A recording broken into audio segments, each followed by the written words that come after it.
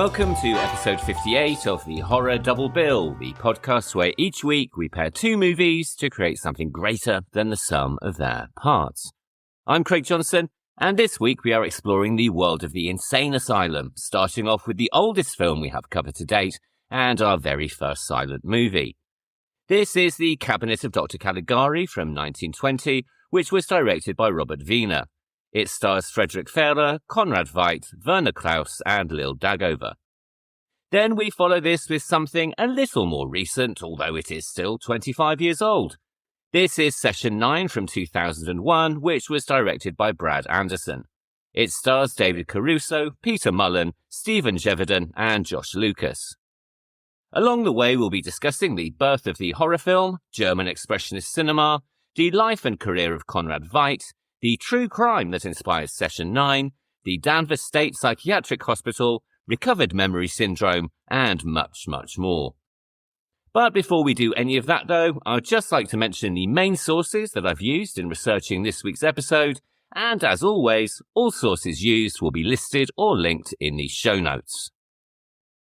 So when discussing the Cabinet of Dr. Caligari, I have referred heavily to the books Das Kabinett des Dr. Caligari by David Robinson, which is part of the BFI Film Classics series, and Beyond Caligari, the films of Robert Wiene by Uli Jung and Walter Schatzberg. I've also referred to the books Euro-Gothic, Classics of Continental Horror Cinema by Jonathan Rigby, and the Aurum Film Encyclopedia Horror, edited by Phil Hardy. I've also referenced interviews, commentaries, and features on the Blu-ray release of the film from Eureka Entertainment. And when discussing Session 9, I have referred to commentaries, interviews, and extras on the Blu-ray release of the film from Second Sight Films, issue 168 of Fangoria magazine, and interviews and articles on the websites aboutfilm.com, fangoria.com, thewashingtonpost.com, historyofmassachusetts.org, madinamerica.com, movieweb.com, and screenanarchy.com. The Cabinet of Dr. Caligari, which was released in 1920, is widely regarded as one of the most influential horror films of all time. An exercise in German Expressionist cinema, it influenced a plethora of films which followed, including, most notably, James Whale's Frankenstein in 1931, Universal's The Black Cat in 1934, Night of the Hunter, released in 1955, Dario Argento's Suspiria from 1977, Shutter Island in 2010, and more recently, Beetlejuice, which was released in 2024. Some online commentators have called Caligari the first true horror film, a rather erroneous claim that stems from the critic Roger Ebert, who in 1998 wrote pretty much exactly that. He based his argument on the premise that, quote, there had been earlier ghost stories and the eerie serial Fantomas made in 1913-14, but their characters were inhabiting a recognizable world. Caligari creates a mindscape, a subjective psychological fantasy. In this world, unspeakable horror becomes possible. End quote. Given my incredibly loose definition of the word horror over the course of this series so far, and you should see what's coming later in the series, I'm hardly in a position to begin arguing over Ebert's interpretation, and nor do I want to add myself to the seemingly countless list of commentators gatekeeping the term horror. But even the most cursory look at films made before 1920 can see that this argument is fundamentally flawed. Arguably, the first horror movie is Le Manoir du Diable, or The Manor of the Devil, directed by Georges Méliès and released in 1896. Although given that this was only about 2 minutes long, perhaps it doesn't really count. The first adaptation of Frankenstein was released in 1910, starring Charles Ogle as the first cinematic Frankenstein's monster, though again, like many films of the period, it had a rather truncated running time, coming in at around 10 minutes.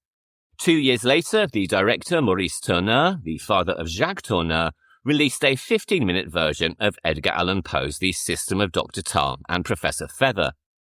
After The Black Cat, this is probably my favourite Edgar Allan Poe story, a comedic tale which follows a man visiting a local insane asylum, where he discovers, after a very uncomfortable dinner, that the lunatics have quite literally taken over.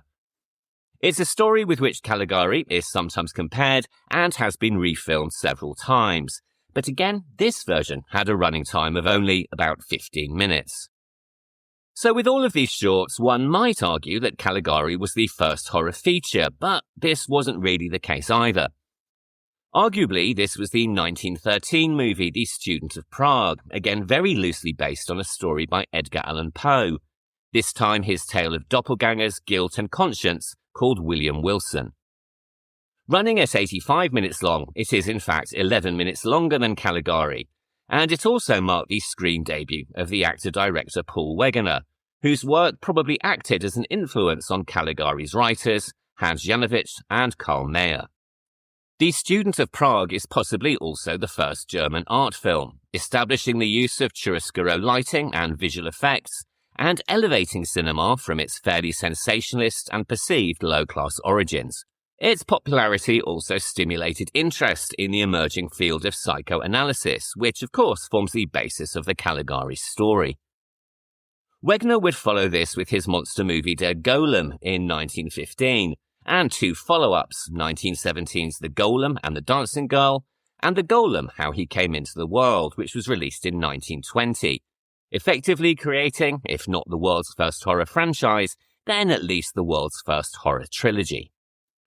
Other movies made before 1920 which also fit into the category of horror features include a version of The Picture of Dorian Gray released in 1917, and in 1919 a film called, and please forgive my pronunciation, Unheimliche Geschichten, or Eerie Tales. Coming in at 112 minutes long and starring Conrad Veidt in multiple roles, it is possibly the world's first horror anthology film, and was called at the time, quote, a significant advance in the cinematic conquest of uncharted territory, end quote.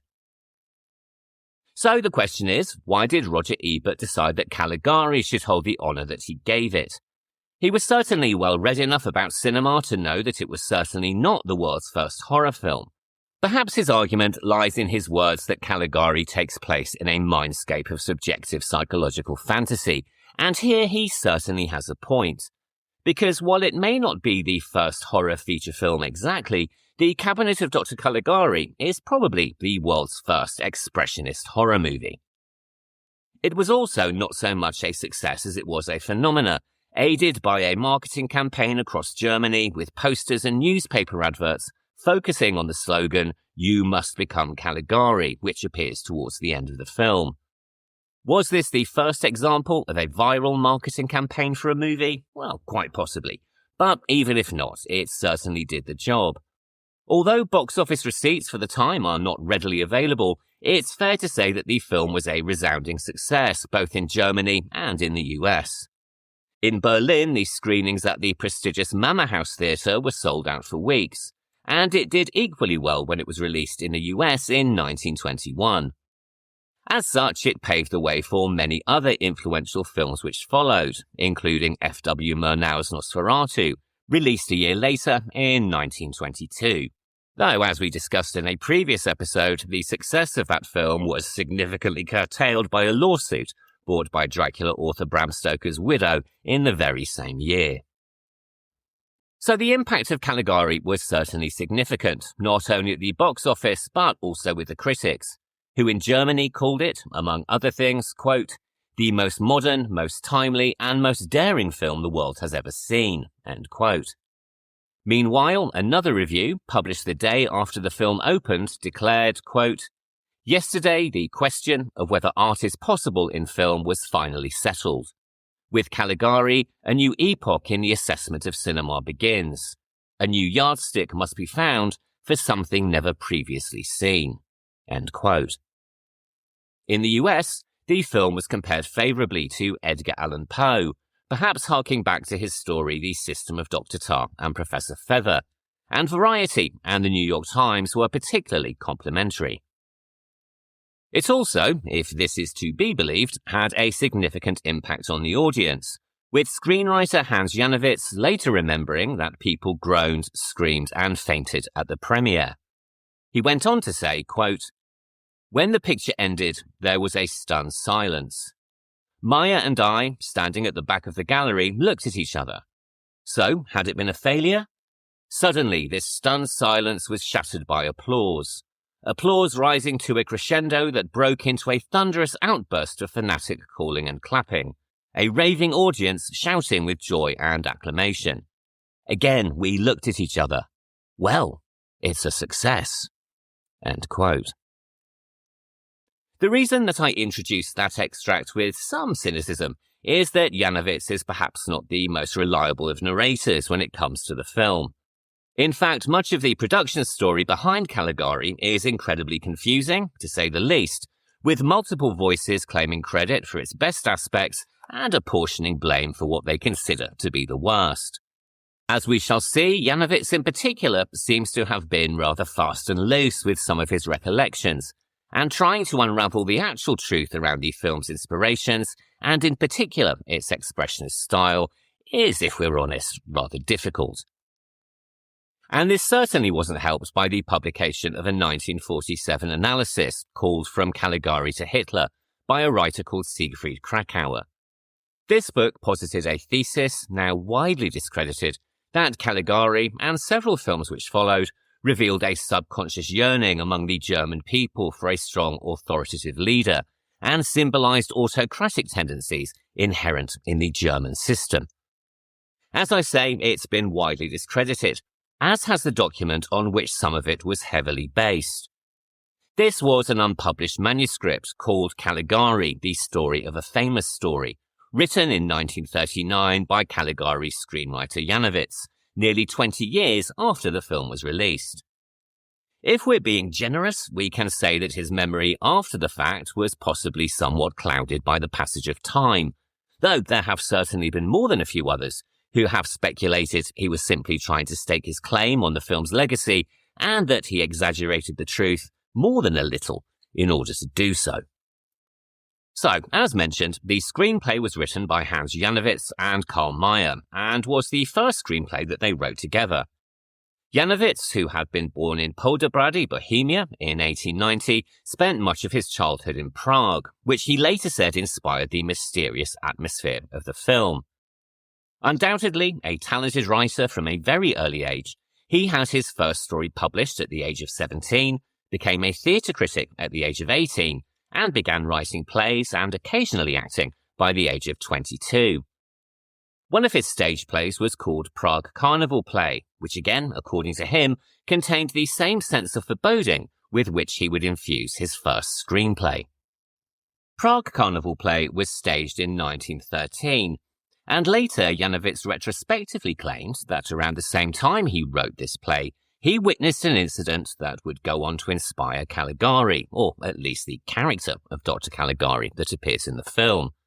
Though, like many of his later recollections, there are many who have their doubts about whether the story I'm about to tell you is true, or just the work of his undoubtedly fertile imagination. He said that in that year he visited a fun fair at Holstenwall Park in Hamburg and noticed a little girl, who he described as being, quote, drunken with the happiness of life, end quote. Fascinated, he decided to follow her, at which point she disappeared into some bushes and he didn't see her again. What he did see, though, just a few minutes later, was somebody emerging from those self-same bushes, a figure who he described as, quote, an unremarkably bourgeois man, end quote. He later discovered that this little girl had been murdered, and on attending her funeral, claimed to have seen the same bourgeois man again. One might ask, then, why didn't he go to the police? And this is one of the reasons why the story has been called into question by more than a few people. But there was, in fact, an actual murder near Holstenwall in the year that he claimed it happened, 1913. This was of an 8-year-old girl named Gertrude Seifert, and this case was extensively reported on in the Hamburg newspapers. And so, it is far more likely that Janowitz read about the story in the papers and then used aspects of it in his screenplay for Caligari, later inserting himself as an eyewitness to give his recollections a far more dramatic effect. In any case, the setting of the film in a town called Holstenwall is, if nothing else, inspired by this real-life murder, regardless of whether Janowitz was an eyewitness or not, and most likely not, I think it's safe to assume. In 1914, at the outbreak of World War I, Janowitz volunteered for the Austrian army, where he rose to the rank of captain. But his experiences during the war and the death of his younger brother Franz on the Italian front led to a hatred of war in all of its forms, and this can certainly be seen as part of Caligari's subtext. While on army leave in 1918, a friend from his youth introduced him to Karl Mayr. Mayr was the son of a Jewish stock speculator who had taken his own life. As a result, he left school at 15 and found work first as a secretary before moving to Vienna, where he began working as a dramatist, theatre director and actor. There is, unfortunately, very little information from Mayr himself about his life or his role in shaping Caligari, and so, unfortunately, we are forced to rely very much on the words of Janowitz, who, as we are beginning to establish, was no stranger to embellishing the truth. So, according to Janowitz, Mayr had spent much of the war in a battle of wills with an army psychiatrist, attempting to convince him that he was completely insane and therefore couldn't serve in the army as a result. This psychiatrist, said Janowitz, would form the inspiration for the character of Caligari, and that's a very nice story and very dramatic, but sadly the truth is a little bit less colourful. In reality, Mayr served only 1 day in the army, because he was discharged due to an injury to his foot that he had suffered in childhood. Not quite so dramatic then, though, as Mayr's later biographer would suggest, he was an avowed pacifist and might well have exaggerated his injury somewhat to ensure that his discharge went through. Well, he was an actor after all. Mayr was in love with an actress called Gilda Lange, and it was she who suggested that he and Janowitz write a screenplay together. She also, apparently, suggested that they all see a fortune teller. According to Janowitz, the mystic predicted that he would return safely from the war, but that Lange would die. And in fact, both predictions came true. Janowitz would indeed return safely from the war when it ended that very same year, and Gilda Lange did indeed die of the Spanish flu, though this was 2 years later in 1920. So, as with all of Janowitz's stories, make of that what you will. The two men began writing their screenplay, which took them 6 weeks to complete. Being completely penniless at the time, they were obviously in rather a hurry to sell their script, and so they visited the offices of a man called Erich Pommer. He was the founder and head of production at the Dekler Picture Corporation, a German studio whose films had included a very early adaptation of Sherlock Holmes. According to Pommer, the two knocked on his office door one afternoon and refused to leave, insisting that they read it aloud to the producer there and then. Pommer was so impressed by the screenplay that he bought and paid for it that very same day. But later he would say that it was the commercial opportunity it presented, rather than any artistic pretensions, which drove such a speedy decision. Quote, "The mysterious and macabre quality of Grand Guignol was in vogue in German films at the time, and this story was perfectly full of it. They saw in the script an experiment. I saw a relatively cheap film." End quote. And now we are getting into the spoilers, though given that the film is now 106 years old, I'm not entirely sure that a spoiler warning is necessary. But just to be on the safe side, if you haven't yet seen The Cabinet of Dr. Caligari and don't want anything ruined, it is time to press pause and, of course, come back once you have. The film opens not on one of its famous Expressionist sets, but in a fairly normal-looking garden, or at least as normal as a garden constructed on a soundstage can actually look. We see two men sitting on a bench towards the front of the frame, who have clearly been exchanging stories. One is an old man and the other much younger. He is a character called Francis, and he will act as the narrator for the story that follows. Because Caligari is very much a story within a story, using a framing device around its central narrative, one which has come under some criticism over the years from both critics and also Hans Janowitz. He later wrote that both he and Mayr were horrified at this change to the film's structure, saying that they, quote, "expressed our dissatisfaction in a storm of thunderous remonstrances, heaped upon the guilty heads of the person in charge of production and upon the absent director. Meyer was raging, and I too did not withhold my contempt for the impertinent blunderers who had put our drama into a box that obscured its clarity." End quote.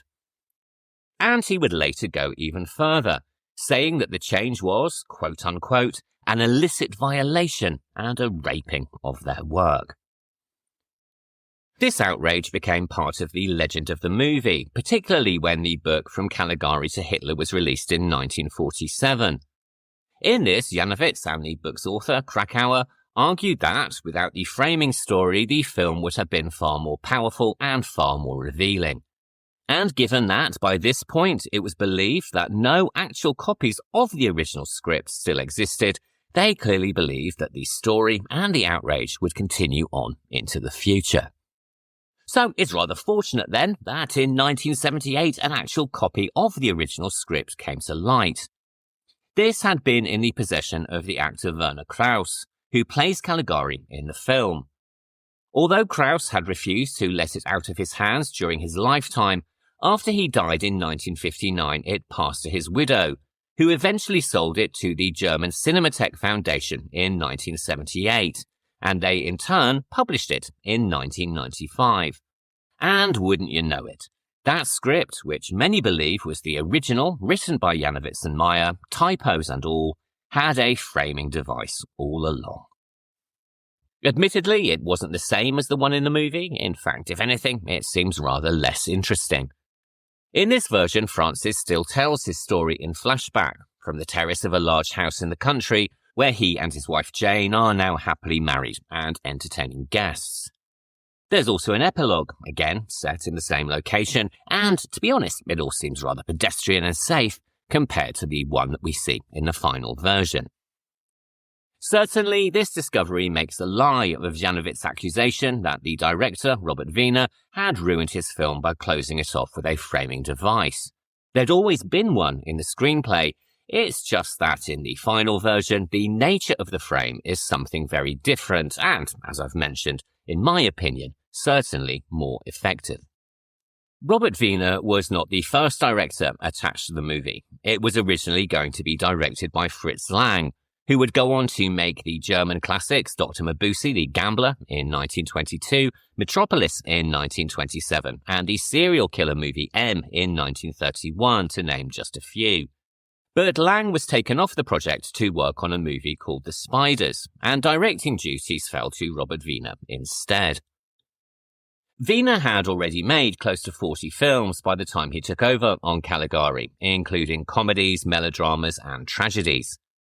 Although his contributions to the film were very much downplayed by the writings, or should that be rantings, of Janowitz and the book From Caligari to Hitler, it would appear that they were actually far more extensive than history would have us believe.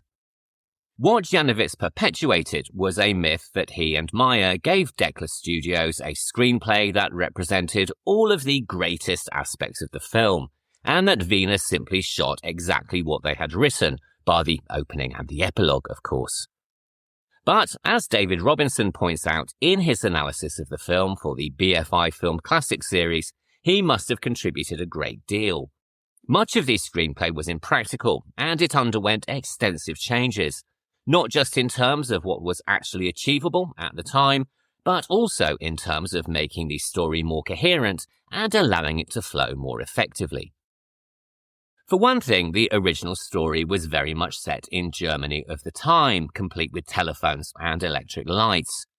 It also included scenes that would have been, on reflection, far less impactful, including an appearance by the ghost of the second victim in the movie, Alan.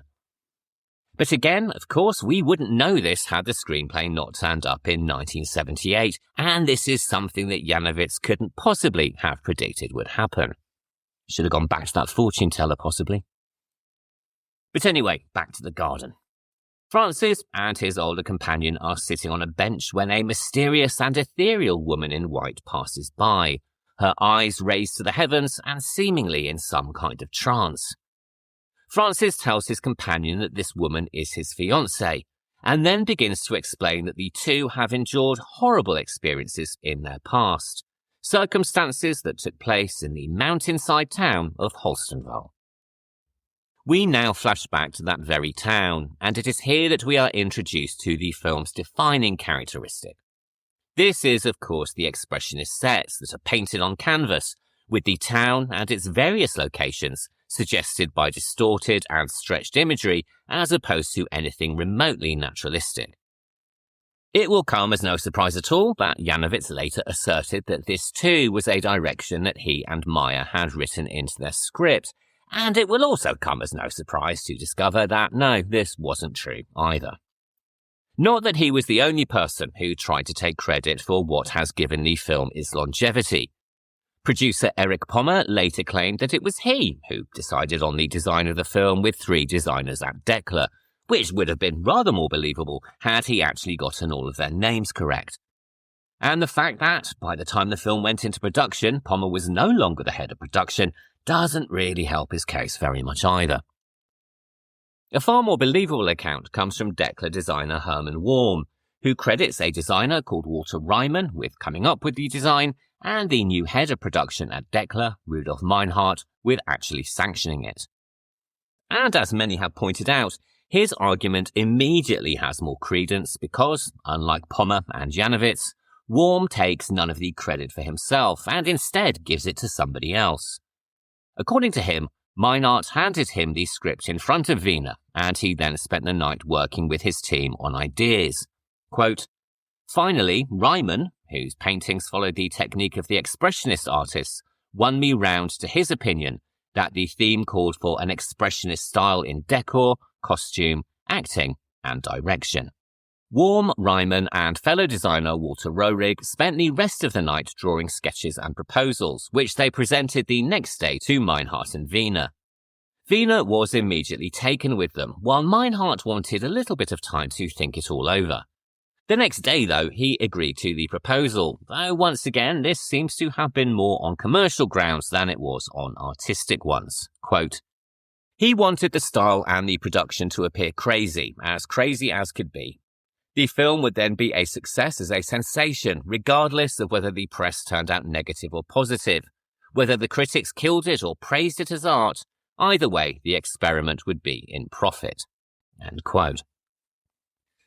Expressionism is best described as a modernist movement which presents the world from a subjective perspective, distorting it radically for emotional effect in order to evoke moods or ideas.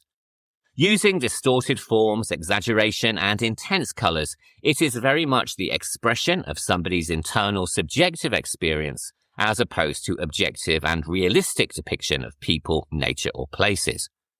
Originating in poetry, its visual roots can be traced back to artists such as Van Gogh or Edvard Munch, whose painting The Scream is often hailed as the ultimate example of expressionist art. And in film, we can see it in similar terms, with distorted sets and hyper-expressive performances designed to show the inward nature of the characters or of the story. And as we discover at the end of the film that the central story of Caligari is being told by a patient in an insane asylum, the use of expressionism for this film makes absolute perfect sense, even if Meinhardt was much more interested in profit than he was in creativity.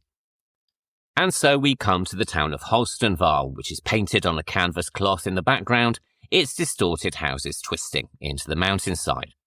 Its annual fair is suggested by the whirling tops of fairground rides that are obscured by objects in the foreground, and interiors are also similarly suggested rather than being depicted accurately. We have shadows and pools of light painted onto floors and walls. Ceilings are either shockingly high or unnaturally low. Doorways, trees, houses, and Caligari's caravan appear as if drawn by a child, and even in the police station we see documents painted on the floors as opposed to using actual real pages. The actors too are very heavily made up, most notably Caligari himself and his sleepwalker Cesare, though to be fair in hindsight, Cesare's look seems to anticipate the emo movement of the early 2000s. 20 years ago he wouldn't have seemed out of place fronting My Chemical Romance, and 40 years ago, he could have been playing bass with The Cure. But while this style is the reason that the film became an enduring classic, not everyone was a fan when the movie was first released. The German critic Helmut Grosser thought it cliched and derivative and called it cartoonish. And in France, the filmmaker Jean Epstein called it, quote, an abuse of decor in cinema. Meanwhile, Jean Cocteau said that it was, quote, a grave error which consists of flat photography of eccentric decors instead of obtaining surprise by means of the camera, end quote. Going a stage further, the French critic Frédéric Philippe Amuguet said that Caligari had the odour of tainted food, and the Russian director Sergei Eisenstein called it, quote, a combination of silent hysteria, partially covered canvases, daubed flats, painted faces, and the unnatural broken gestures and actions of monstrous chimeras, end quote. So, it looks like Meinhardt had a point when he predicted that whether the critics killed it or praised it as art, it would certainly cause a sensation. The film was also heavily tinted, which was a process used for other Decla films of the period. Although no surviving tinted German release prints of the film exist today, we can infer from prints from Latin America, used for the most recent restorations, that the general colour palette was orange or sepia for most of the scenes, pink for the character Jane's room, and blue tinting for the nighttime scenes. This was achieved using dye baths in post-production, with segments of the footage immersed in coloured dyes and then sometimes additionally toned, before being assembled into their final running order. Holstenval is hosting its annual carnival, and as we discover, a newcomer to town wants to host an attraction there. Scuttling down a distorted corridor, we have our first sight of our titular antagonist, played by Werner Krauss as a nightmarish figure who is, in the words of writer Jonathan Rigby, quote, resplendently scuzzy, probably evil-smelling and slimy to the touch, end quote. Rigby has called him the prototype for the mad scientist character that would become a trope of horror and science fiction. But for me, he also has hints of the child catcher from the film Chitty Chitty Bang Bang.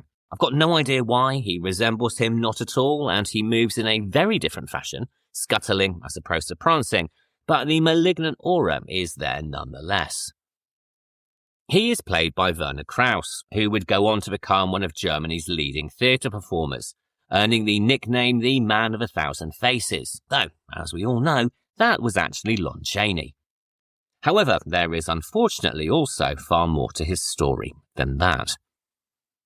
In 1934, Krauss signed a declaration by artists pledging their loyalty to Hitler, which was published immediately before the referendum confirming Hitler as Führer and as head of state. Krauss also served as deputy president of the Reich Theatre Chamber from 1933 to 1935, and in 1940 appeared in multiple roles in an anti-Semitic propaganda film called Jud Süß, or Jew Swiss. He would eventually be considered by both Goebbels and Hitler to be an important artist and a cultural ambassador.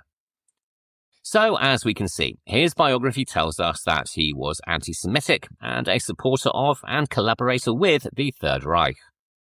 Viewed through our modern lens, then, his portrayal of the evil, authoritarian manipulator Caligari seems entirely appropriate.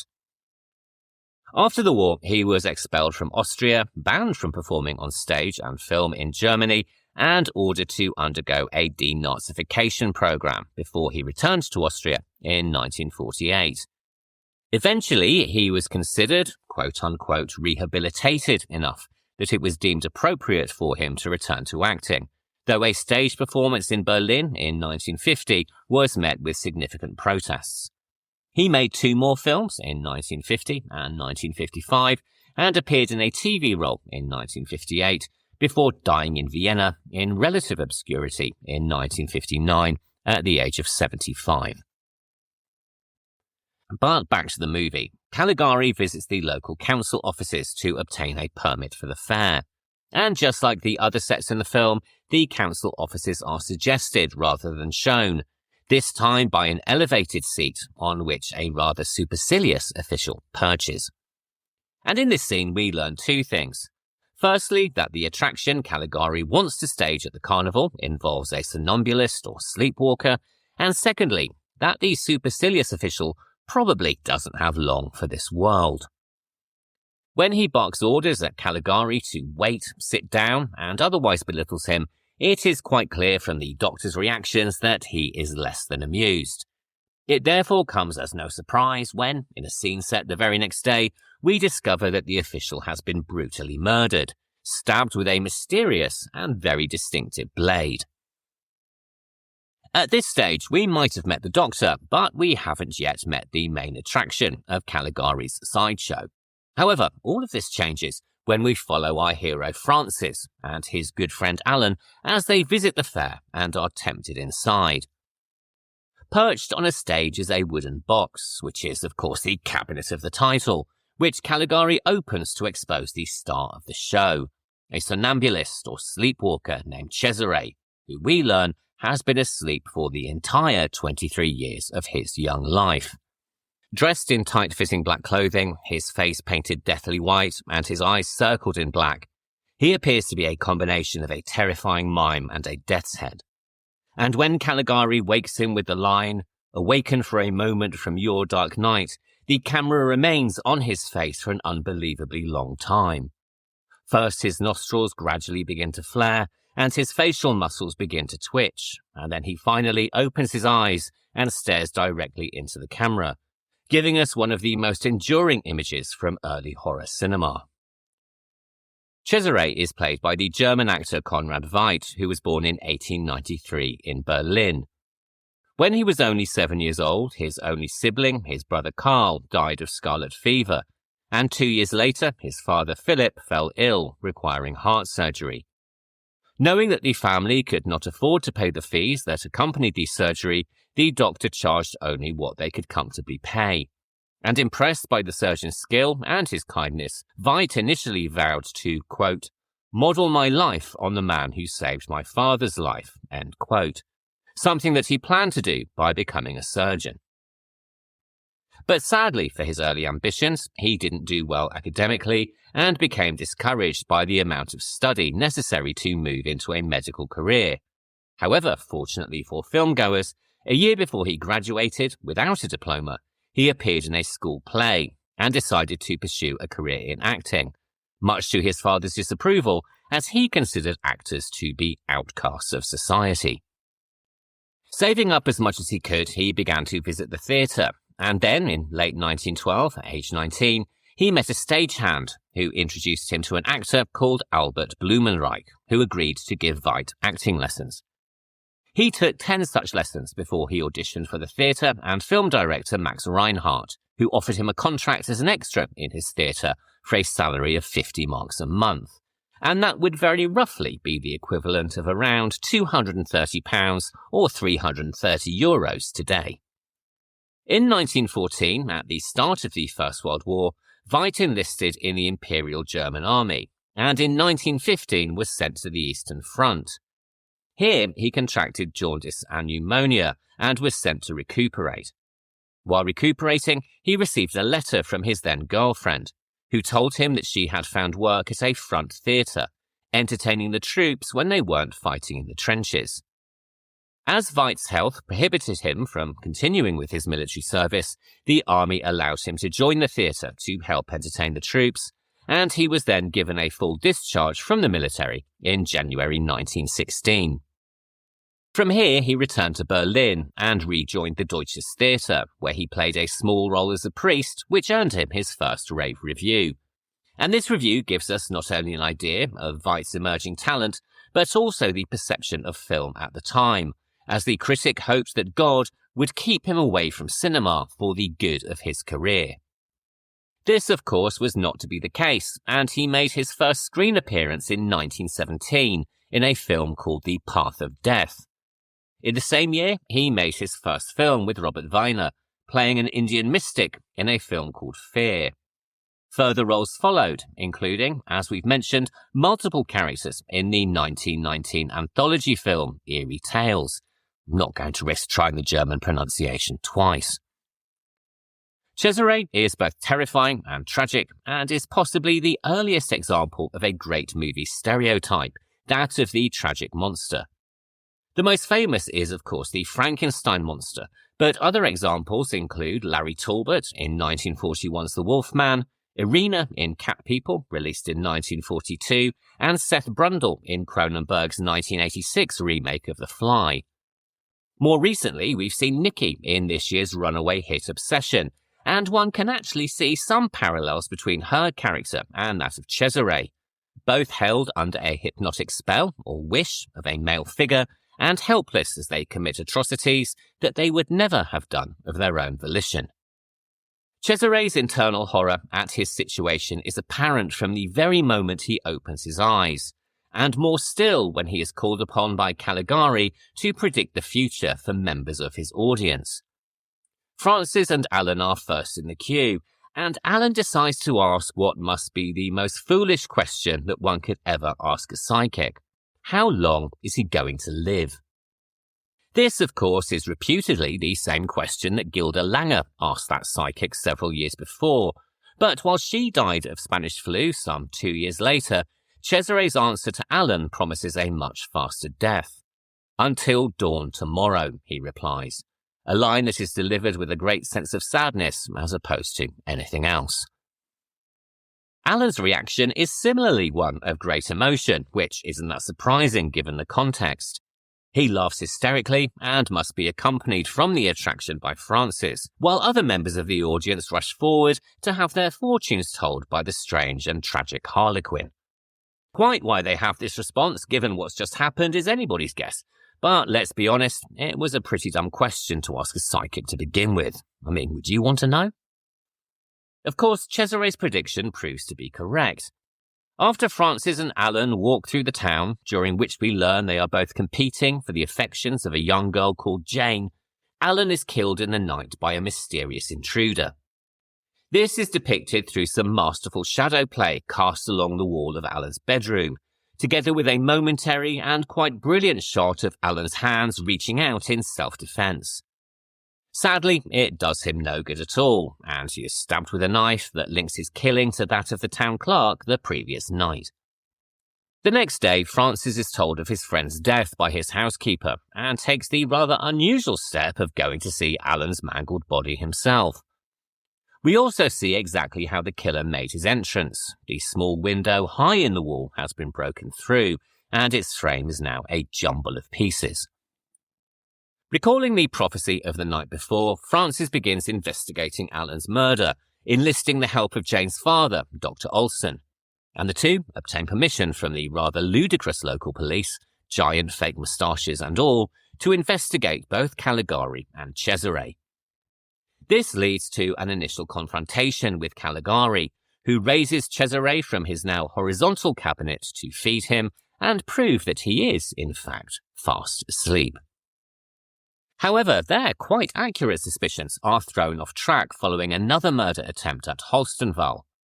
This time we see the killer making his way through the twisted streets of the city, and are surprised to see that it is not Cesare, but a rather burly and menacing criminal who has attempted to murder a woman in her own home. Given that the murder of the town clerk took place off camera, and Alan's death was depicted through shadow play, we might well suspect this man to be our multiple murderer, and, at the very least, it derails the police investigation as they believe that they have finally found their man. Meanwhile, Jane has become worried that her father and Francis have been gone for so long and wanders the streets to find them, stopping off at the town fair, where she is lured into Caligari's sideshow. Quite what she was doing looking for them at the town fair is anyone's guess, as is why she accepts Caligari's invitation, but she soon regrets her visit when she is presented with Cesare once again waking from his slumber. Screaming in terror, she flees the sideshow and goes back home. Jane was originally to have been played by Gilda Langer, as by all accounts the part was written for her. She had already worked with Veidt in the film The Mystery of Bangalore, and her career was very much on the rise. Although by the time of her death she had become engaged to the Hungarian film director Paul Sisner, she was undoubtedly very much the muse for both Janowitz and Meyer, having suggested that they collaborate in the first place. And the fact that both Francis and Alan are in love with Jane seems to me more than a little bit autobiographical. However, although Langer was initially cast in the role, she fell ill before shooting, and was replaced by Lil Dagover, who would go on to become one of the most recognized actresses in Germany across the 1920s. After the Nazis came to power, she remained in Germany and continued to act in films. However, unlike her co-star Werner Krauss, she was relatively untainted by the association once the war was over. This was because, although she was reportedly Hitler's favourite actress and was said to have been his dinner guest on several occasions, she remained largely apolitical, particularly in her movies, which were largely comedies and musicals, again, very different to Krauss.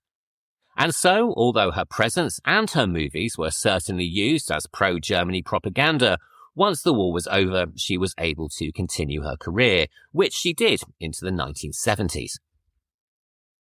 At the police station, Francis and Dr. Olsen question the arrested man, who admits to trying to kill the old woman but denies all knowledge of the other two murders.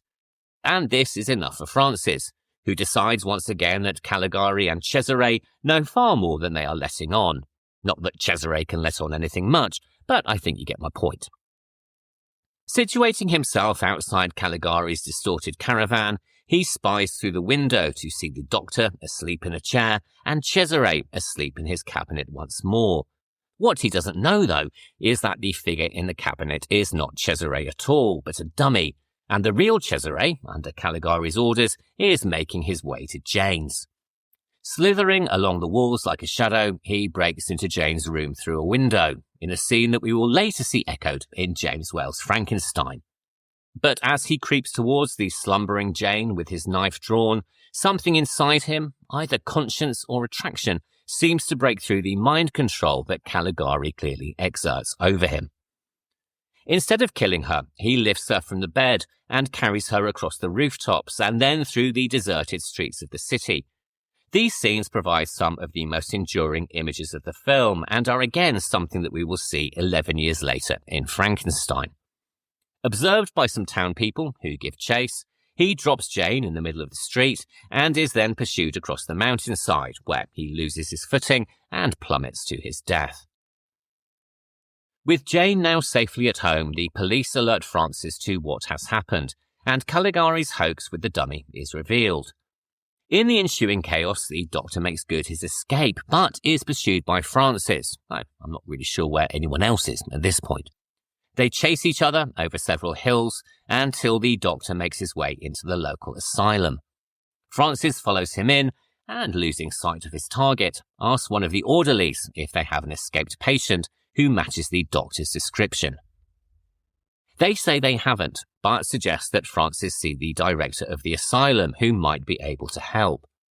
And here we have the big reveal of the film, as the director slowly raises his head from his slumped position at his desk, and we see that he is, in fact, Caligari, and that the lunatics have indeed taken over the asylum. This, of course, provides the key subtext of the film, which was, lest we forget, written by two writers who were fervently anti-war. Caligari is not the shambling lowlife that he first appeared to be. He is, in fact, an authority figure who has abused his position, forcing a sleepwalking young man to commit atrocities in his name. You don't have to be a genius to unpack the metaphor. For many commentators, the film should have ended there, with the revelation of Caligari's real identity enough to serve as the climax. However, after this revelation, Francis returns with the police, and, while the head of the asylum sleeps in his rooms under the watch of a police officer, they pore through his books and his journal. Here we discover that he had become obsessed with a historical figure called Caligari, and driven to madness by this obsession decided to emulate him. His insanity depicted in a quite brilliant scene where, at every turn, he is confronted by the words, "Du musst Caligari werden," or "You must become Caligari." Cesare was in fact a patient brought into his clinic, whom the good doctor went on to exploit. Cesare's broken and lifeless body is brought back to the asylum, and the doctor, confronted with his crimes and completely insane, is wrapped in a straitjacket and becomes a patient in his own asylum. At this point, the narrative returns to the garden where it began, and Francis and his male companion make their way inside, which is revealed as the very asylum that we have just seen. It turns out then that Francis is in fact a patient, and the story that we have just seen is his delusion, populated with the patients by whom he is surrounded each day. Jane sits trance-like on a throne, Cesare wanders by holding a bunch of flowers, and various other inmates are also presented, including a ranting old man with a beard and a woman who thinks she's playing the piano, though, of course, in reality, she isn't. And as for Dr. Caligari, he is not a top-hatted madman, nor is his name Caligari. He is, in fact, the director of the Institute. "You think I'm insane," Francis declares. "It isn't true. It is the director who is insane. He is Caligari." This gives our seemingly professional clinic director an insight into Francis's condition, and he declares, with no small amount of self-satisfaction, that he now finally knows how his patient can be cured. And this is the very end of the picture. For Janowitz, and apparently Meyer, the revelation that their allegory about authoritarianism and the abuse of power had been depicted as the ravings of a madman was seen as the ultimate betrayal. And while the audience at the premiere burst into rapturous applause, the two writers' reaction was quite the opposite. According to Janowitz, quote, "Robert Wiene, Erich Pommer, the actors, painters and photographers acknowledged the applause. Not we, the authors. We beat a hasty retreat to a nearby liquor buffet, drank Mampe half and half, and considered our future, and wondered whether our future scripts would also be produced in a crippled form by cowardly directors." End quote. Others, however, see this ending very differently, particularly Jonathan Rigby, who notes in his book Euro-Gothic that this new ending is actually more subversive than the two writers initially assumed. He suggests that this third identity of the Doctor is actually far less than reassuring, and that the final shot depicts a far more uncomfortable truth. Namely that, quote, "In the aftermath of war, sane men are still in the grip of state-sanctioned egomaniacs." It's a deeply chilling shot, and it brings the film to a close. Yet Meyer and Janowitz couldn't see it. End quote. Following Caligari, Robert Wiene was incredibly productive, and between 1920 and 1921 alone worked on 10 different movies, directing 6 and writing 4 others. He then formed his own production company, Leonardo, and continued to direct, eventually transitioning from silent movies into talking pictures. In total, he wrote 66 pictures, directed 51, and produced 8. On May 3rd, 1933, 4 months after the Nazis took power in Germany, his latest film, Typhon, was banned altogether. Meanwhile, a Hungarian film company had been inviting German directors to Budapest, and Wiene seized the opportunity to leave Germany. From there, he travelled to London, and then finally to Paris, where, together with Jean Cocteau, he tried to produce a sound remake of what is undoubtedly his most famous film. This never came to fruition, and he died in Paris from cancer on the 17th of July 1938. His final film, a spy story called Ultimatum, was left unfinished, and was then completed by his friend and fellow exile Robert Siodmak. Karl Mayer, who paid for the gravestone of his early love Gilda Lange, continued to write screenplays, several of which were directed by F.W. Murnau, the director of that other expressionist horror classic, Nosferatu. He also wrote 2 more screenplays for Robert Wiene, which suggests that perhaps he didn't feel quite so personally betrayed as his co-writer would later make out. The first of these was called Genuine, also released in 1920, and the second was called The Dollmaker of Kiang Ning, which was released in 1923. As a Jewish pacifist, he fled Germany in 1933 and moved to London, where he worked as an advisor to the British film industry. In 1942, he was diagnosed with cancer. Towards the end of his life, he wanted to make a documentary film about London, but due to anti-German sentiment and rather difficult economic conditions, he was unable to find a producer. He died at the age of 49 on the 1st of July 1944, in poverty and almost forgotten. He was buried in Highgate Cemetery, London, where his epitaph reads, quote, pioneer in the art of the cinema, erected by his friends and fellow workers." End quote. Hans Janowitz also worked with F.W. Murnau, but in 1923 he retired from filmmaking and, following the death of his father, returned to Bohemia, now part of the Czech Republic, where he took over his family's rapeseed oil business. He did, however, continue to write, publishing poems and one novel. In 1939, he settled in the US, where, as we have heard, he began writing his own account of the making of his debut film. He also became involved with the Hebrew Immigrant Aid Society and organised at least one fundraising concert. From there, he moved into the perfume business and became an American citizen in 1950. He died on the 25th of May, 1954. Conrad Veidt continued to have an enormously successful acting career in both silent and talking pictures. Whilst still in Germany, his roles included Ivan the Terrible in the 1924 anthology film Waxworks, and then, a year later, he reunited with Robert Wiene for The Hands of Orlak, in which he played a pianist who loses his hands in a train wreck. Receiving a double hand transplant, he is horrified to discover that they were transplanted from an executed killer, and paranoia and murder soon follow. He followed this with a remake of The Student of Prague, and then with a performance that made its way firmly into popular culture, visually if not in name. This was in an American production called The Man Who Laughs, in which he played Gwynplaine, who had been deliberately disfigured as a child, his face turned into a permanent death's head grin. His makeup in the movie, by Jack Pierce, who would create Karloff's Frankenstein monster, would go on to inspire the look of the DC Comics character the Joker, who first appeared in Batman #1, published on the 25th of April, 1940. Married to a Jewish woman, Ilona, known as Lily, Veidt was violently opposed to anti-Semitism and the rise of the Nazi Party. When Joseph Goebbels imposed a racial questionnaire on everyone employed in the German film industry, Veidt entered his race as a Jew. He wasn't, but his wife was, and he refused to renounce the woman he loved or collaborate with the Nazi regime in any way, shape or form.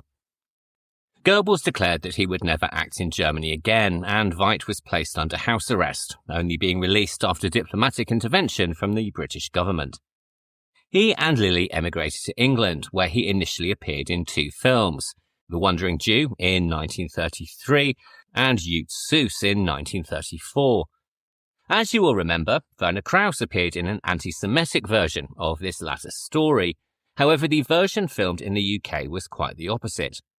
On hearing of Veidt's casting, a German newspaper wrote, quote, "It is known that the Jewish film production in England produced 2 sensational films for the purpose of Jewish propaganda. Conrad Veidt plays leading roles in both. Veidt was paid for this betrayal of his country by the praise of the Jewish public. As such, he no longer possesses enough human dignity that even one single person should utter a word of praise for him."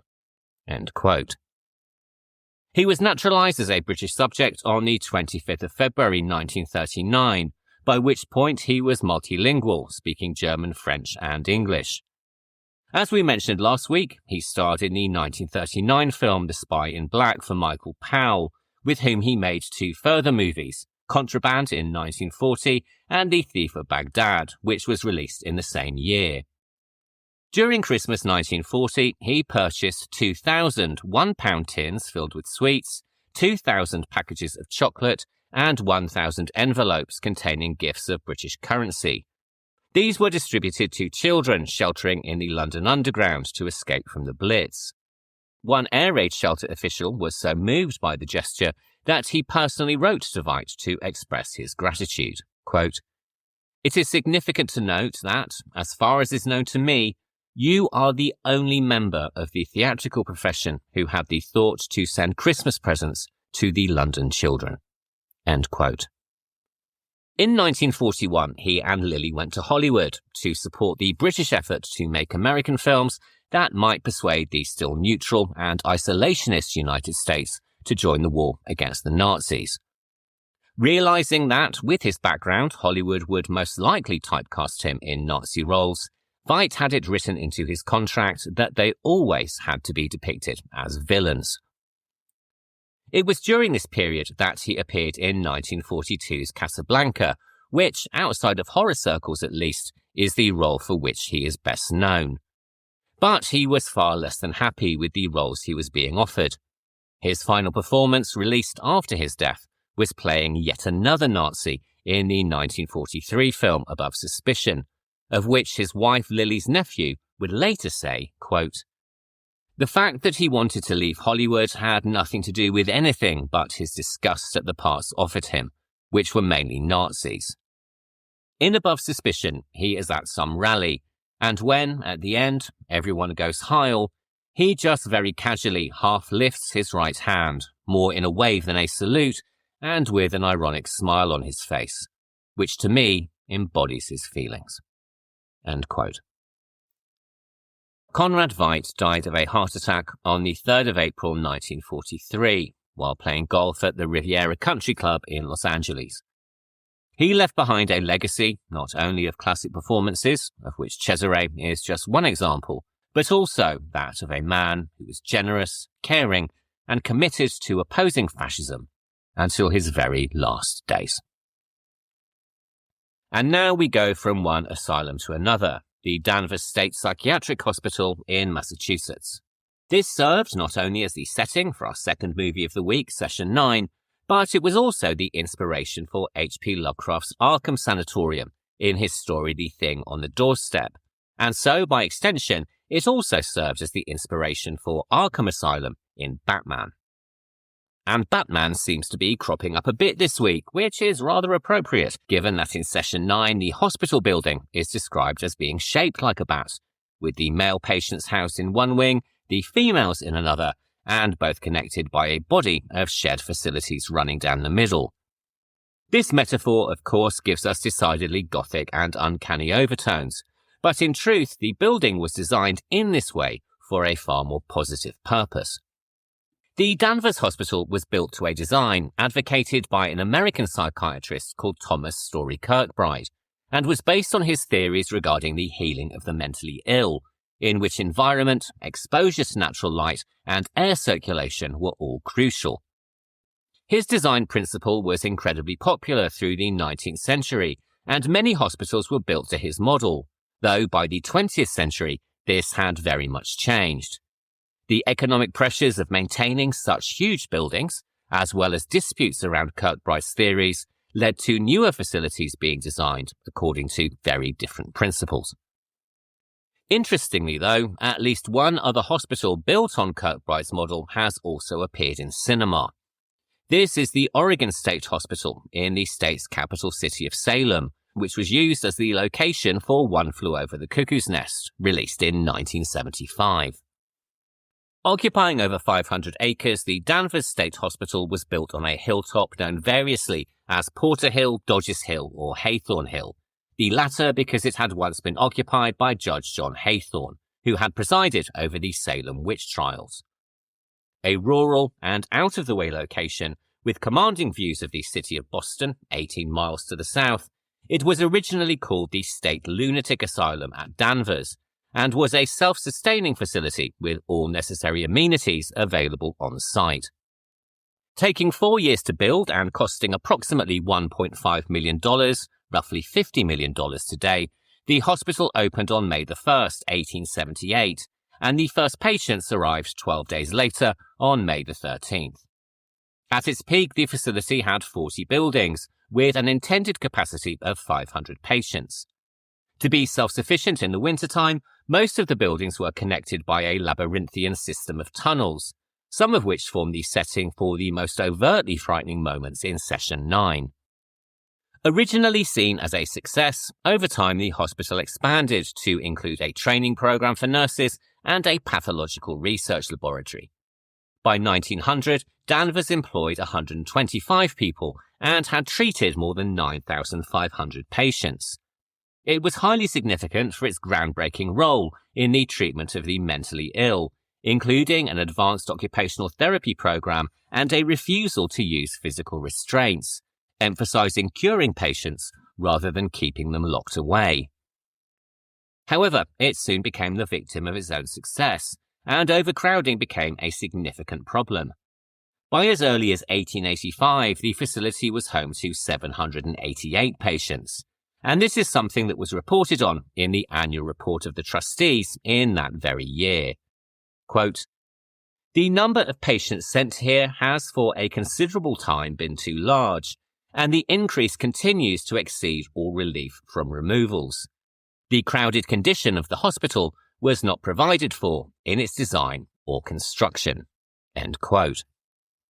By 1901, the number of patients had increased to 1,137. As a result, the following year, the hospital purchased 100 more acres for expansion, and in 1903, it opened what became known as the Middleton Colony, an addition that housed 300 long-term female patients just down the road. However, overcrowding continued. In 1926, an additional 500 beds were added to the hospital, and in the following year, another 648. At the same time, a lack of funding also became a problem, and by the 1930s, the number of patients had grown to over 2,000, while the size of the staff population remained relatively the same. As a result, the quality of care began to deteriorate as the understandably overwhelmed staff struggled to control the massive number of patients. Where once the philosophy had been to avoid physical restraint, patients were soon subjected to straitjackets as a means of control. Meanwhile, reportedly, some patients walked through the facility's hallways completely naked, and many suffered from a lack of basic hygiene, sometimes ending up living in their own filth as a result. But that wasn't all. On September 26, 1934, one patient died and a dozen others became seriously ill after eating a sauce that had somehow been prepared with insecticide. The hospital administration weren't exactly sure how it had happened, but they didn't believe that it was deliberate. It is supposed that a box of cockroach powder had been mistaken for powdered sugar and used in error, but either way, it didn't cast the facility in a very good light.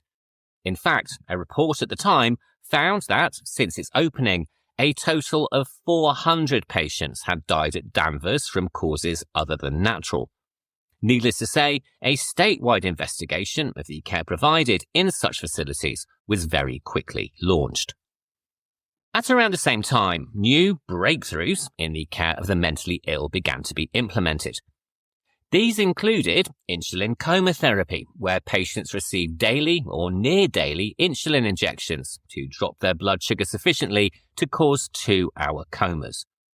There was electroconvulsive therapy, or electroshock treatment, hydrotherapy, where patients might be immersed in water for hours or days to calm their behavior, and the prefrontal lobotomy, the latter of which is explained quite graphically in Session 9 by the character called Mike. Visitors to the hospital in the 1940s reported seeing lobotomy patients wandering aimlessly through the halls. Others seemed to be in a permanently drugged and hellish daze, and still others stared blankly at the walls that surrounded them.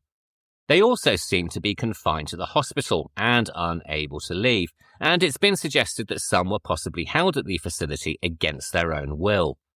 All a very far cry from the original intent to cure the patient through occupational therapy, fresh air, socialization, and exercise. By the 1960s, budget cuts and changes in attitudes towards the care of such patients forced a change.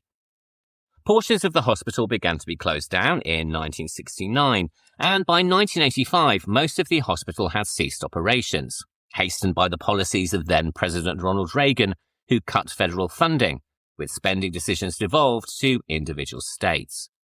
On June 24, 1992, the entire facility was closed permanently, with patients either transferred into the community or to other healthcare facilities in the nearby town of Tewkesbury. From this point, Danvers stood empty, visited only by urban explorers, teenagers, and the occasional ghost hunter. After all, with the site being the former home of Judge Haythorne and the stories of the mistreatment of his patients, it is little wonder that many considered the building to be haunted. And it was around this time, or more specifically, the autumn of the year 2000, that it also became the filming location for our second movie of the week. This is Session 9 from 2001, which was directed by Brad Anderson and written by Brad Anderson and Stephen Gevedon. It stars Peter Mullan, David Caruso, Stephen Gevedon and Josh Lucas. And we are getting into the spoilers for this one straight away, so all usual warnings apply from this point forward. Actually, even more so this week, because I am going to give away the shock ending of the movie within the next 5 minutes. So, turn back now if you don't want to know. Brad Anderson was born on April the 5th, 1964 in Madison, Connecticut, and studied at Bowdoin College, a liberal arts institution in Maine, where he majored in anthropology and Russian. After this, he studied in England at the London Film School, before returning to the States and settling in Boston. And it was while living here that he first encountered the Danvers State Hospital, which would become less of a setting for Session 9 and more of an additional character. Quote, I had lived in Boston for a number of years, and on the north drive out of the city you'd pass this hill. On top of that hill loomed this horrific abandoned asylum that was the Danvers State Hospital. Every time I drove out of Boston, I would gaze up at this enormous haunted palace and imagine what a great location it would make for a movie. End quote.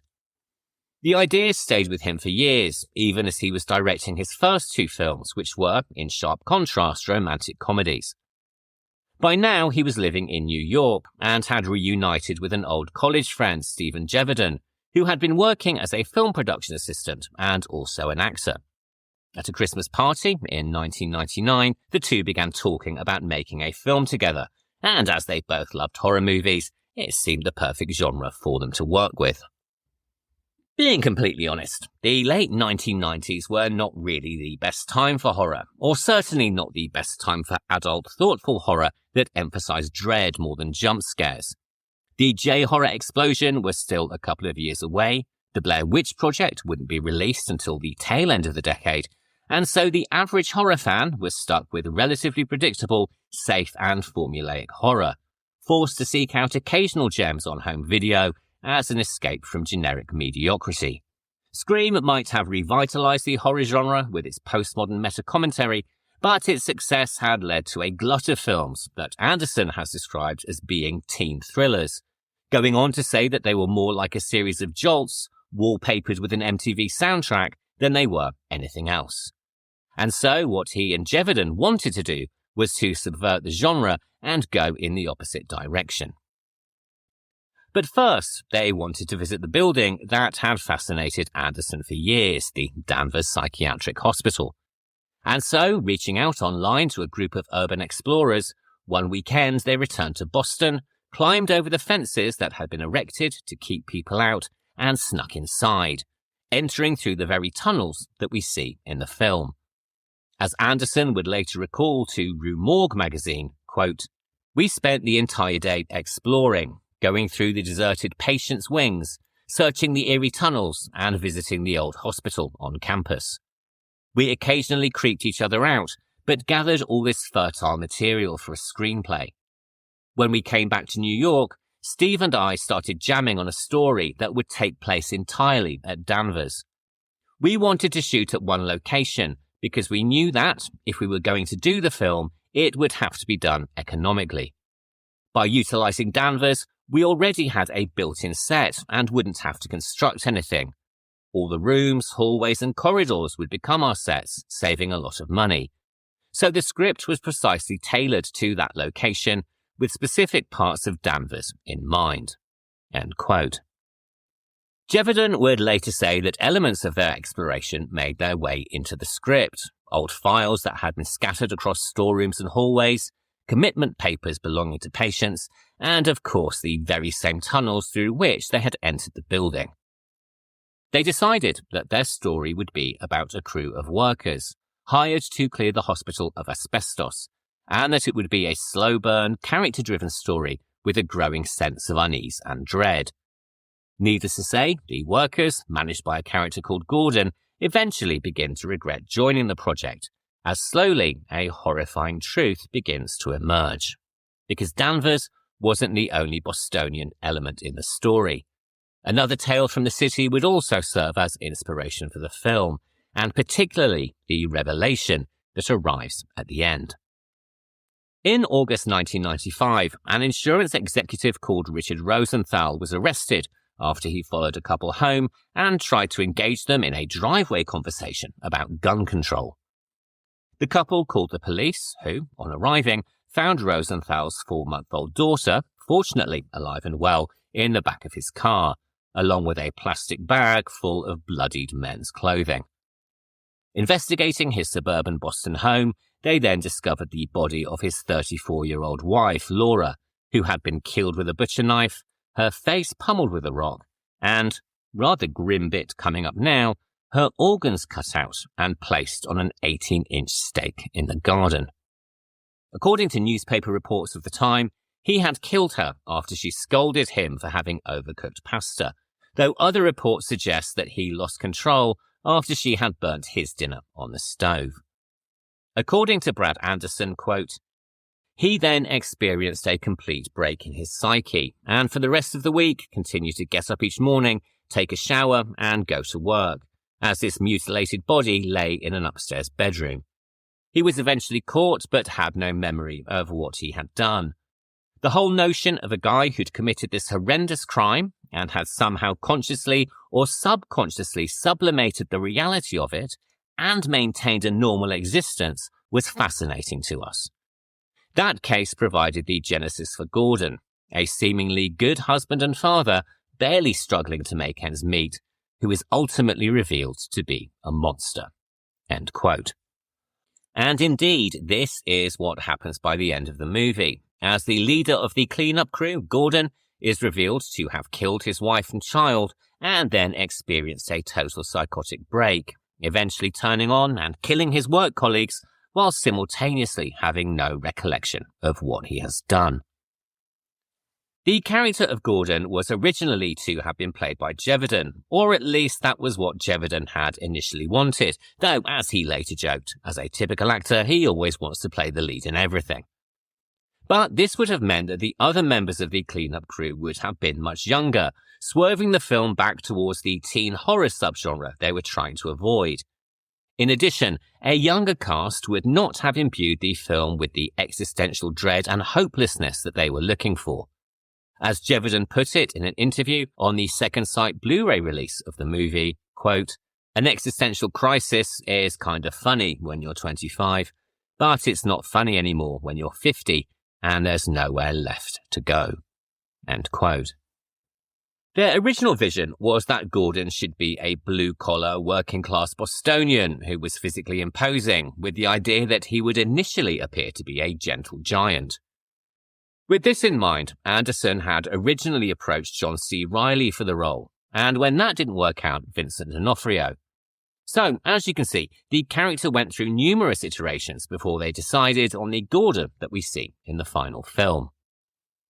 This final version of Gordon is played by Peter Mullan, a Scottish actor and director from a very working-class background, who began his career as a stage actor before appearing in TV and then in film.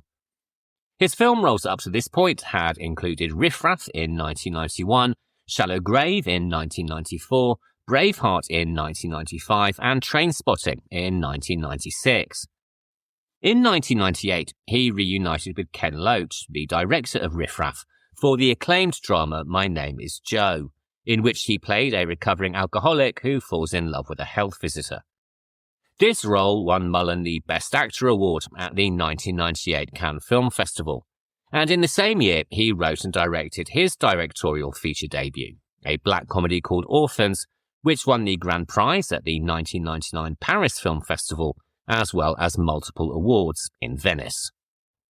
It was the film My Name is Joe which originally caught Anderson's attention, as he was struck by Mullan's performance as, quote, "this fucked up alcoholic who was still charismatic and sympathetic," end quote. And while he may have been smaller physically than either Reilly or D'Onofrio, his casting also gave the character a new dimension from the one written in the screenplay. For one thing, Mullan told Anderson he didn't want to perform with an American accent and wanted to play the character using his normal voice, making Gordon an immigrant who has come to the US in pursuit of the American dream. I've not been able to find many interviews with Peter Mullan talking about Session 9. In fact, I've not been able to find any, save for one line in a profile on theguardian.com, where he described the film as a lovely little allegory about contemporary America. And Gordon's outsider status in the story very much underlines this. As Anderson would later say in an interview with Fangoria magazine, at the time Boston was teeming with construction workers from Ireland and Scotland who had come over to make their careers and fulfill the mythical promise that the US had offered so many in the past. The middle-class aspiration to have a nice house in the suburbs with the wife and kids, a barbecue in the backyard, and a big gas-guzzling car. But, as he continued, the stress that accompanies the desire to acquire those material things can very much sour the dream. When we first meet him, Gordon is clearly a man on the very edge, overpromising on the job that he is bidding for and saying he can clear the hospital of asbestos in 7 days, when his colleague Phil has already suggested that it should take 3 weeks. Gordon is desperate, edgy, and teetering on the brink of something, though Phil puts this down largely to the birth of a new baby and the fact that she has been up every night with infected gums. This may indeed be the case initially, but, as we discover at the very end of the picture, his increasing paranoia and anxiety are being driven by something much darker. But Session 9 is also a prime example of something we haven't discussed now in at least 4 weeks, and that is the ambiguous narrative. And whether Gordon is actually suffering from a psychotic break or whether something else is at work is left very much open for the viewer to interpret. On the one hand, it is a slow burn story of a man driven insane by the pressure of trying to fulfill his dreams, and on the other, it may well be the story of demonic possession. Possession by an entity called Simon, who lives in the weak and the wounded. We gradually learn of Simon's identity through tapes of therapy sessions from the 1950s with a former Danvers patient called Mary Hobbs. As the tapes are played, we infer that she had dissociative identity disorder, a condition that, as we discover, led her to kill her entire family. Then again, though, perhaps she was possessed by a spirit called Simon, who simply presented himself as an aspect of her multiple personas. These tapes are discovered by a crew member called Mike in one of the hospital's many cluttered rooms, and they form a secondary narrative running beneath the overarching story of Gordon and the work crew once they arrive at the hospital. But we actually hear Simon long before his identity is uncovered right at the beginning of the film. He first emerges as a disembodied voice greeting Gordon as he, Phil, and site manager Griggs explore the building, an oozingly dark voice that only Gordon appears able to hear. This early appearance gives credence to the theory that Simon is some form of entity, and that he latches onto Gordon as his new host from pretty much the moment he enters the building. And this story arc would certainly make Session 9 far simpler than it first appears. Possessed Gordon immediately goes home and kills his family, urged on by Simon, whose command of "Do it, Gordon" is played in the film's final flashbacks. This, however, is just one interpretation. And as always with such stories, The Shining being a case in point, the supernatural explanation is possibly just a little bit too easy. To this day, both Gevedon and Anderson remain deliberately opaque, with Anderson saying in a later interview, quote, "I think we left that somewhat of a mystery. There's definitely a parallel going on between what's happening in Gordon's life, or what's happened in Gordon's life, and what happened in the past in regard to the Mary Hobbs story, the one that we hear in the session tapes. So there is a parallel there. How closely and tightly these things end up merging at the end, we kind of wanted that to be somewhat of a mystery, in regard to whether Gordon is somehow infected by the spirit of the monster side of Mary Hobbs, or whether he, like her, exhibits a kind of multiple personality disorder." End quote. So, no clear answers there then. And much like The Shining, a film with which Session 9 has frequently been compared, this ambiguity has given rise to multiple fan theories, including that the crew and the hospital don't exist at all, and that the whole movie is in Gordon's head. There's also the suggestion that Gordon was actually previously a patient at the hospital, or that he is in fact Mary Hobbs, the patient that we hear in therapy on the audio tapes. Gevedon was presented with these fan theories at the 2021 Brooklyn Horror Film Festival, at which he was just as opaque as Anderson, saying that part of the fun of the movie is the interpretation and the discussion that it creates. Personally, although these days I swerve more towards the psychological explanation with films of this nature, with this one I fall more on the side of the paranormal, mainly because it feels just a little bit neater.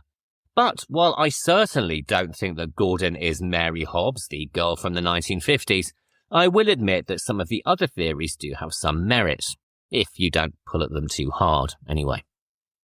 As I mentioned, the tapes are found and then played by Mike, who is played by co-writer Stephen Gevedon, and who is certainly very different from the rest of the crew hired to clean out the building. Unlike his co-workers, Mike has come from money. His father was the state attorney general, and he himself began a law school education until he dropped out for reasons unknown.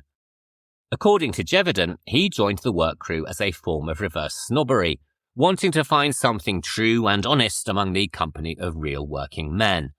However, he now appears to regret his decision, becoming somewhat stuck in the life that he has made for himself. The very essence of existential crisis, it is his lack of direction and feeling of being lost that prompts him to wander the hospital, leading to the box of tapes that reveal the history of Mary Hobbs and, of course, the story of Simon. Along with Mike, Gordon and Phil, the rest of the cleanup crew is made up of Gordon's nephew, Jeff, played by Brendan Sexton III, and Hank, who is played by Josh Lucas. All of the crew have their own reasons for being there, mostly financial, as it turns out, though Jeff is probably there out of family loyalty to his Uncle Gordon. And if working to a ridiculous deadline with a falling apart manager wasn't bad enough, tensions between the co-workers are also high for other reasons. Hank, who is a scumbag of the highest order, is in a relationship with Phil's former partner, and he takes every opportunity to rub this in. Meanwhile, young Jeff suffers from nyctophobia, or a paralyzing fear of the dark, leading to a fantastically scary moment when he is trapped in the tunnels beneath the facility as the generator runs down and the darkness begins to close around him. A very tense atmosphere between the men then, who are hardly a team and more of a group of disparate outsiders, all with their own personal demons that gradually emerge as the story progresses. This adds to the building oppression of the movie, which is, as I mentioned, a very slow burn, and which is driven by mood and character more than it is by plot. Conflict leads to paranoia, people start to go missing, and more of the Mary Hobbs story is revealed as Mike continues to listen to her session tapes down in the storeroom. As well as driving his obsession with the tapes, Mike's educational background also allows him to act as the mouthpiece for a not insignificant amount of exposition. Through him, we learn the history of the hospital, which includes the previously mentioned practice of prefrontal lobotomy, but also, very importantly, the idea of memory being untrustworthy. When co-worker Jeff asks why the hospital closed down, it is Mike who explains that it was partly due to budget cuts, but also partly due to the case of a former patient. This patient, who was created for the movie and not a real person, was called Patricia Willard, who became a victim of what was once termed repressed memory syndrome.